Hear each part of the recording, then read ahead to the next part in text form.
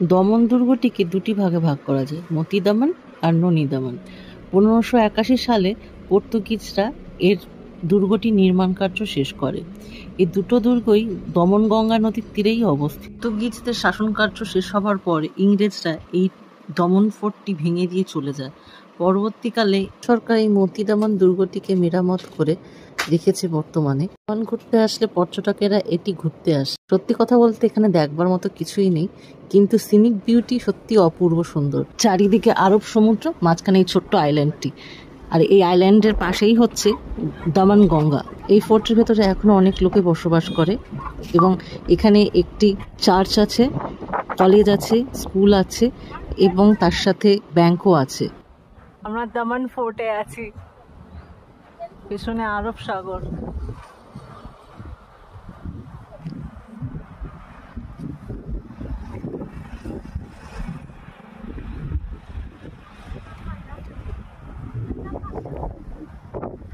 এই ফোর্টের ভেতরে অনেকেই থাকে এখনো।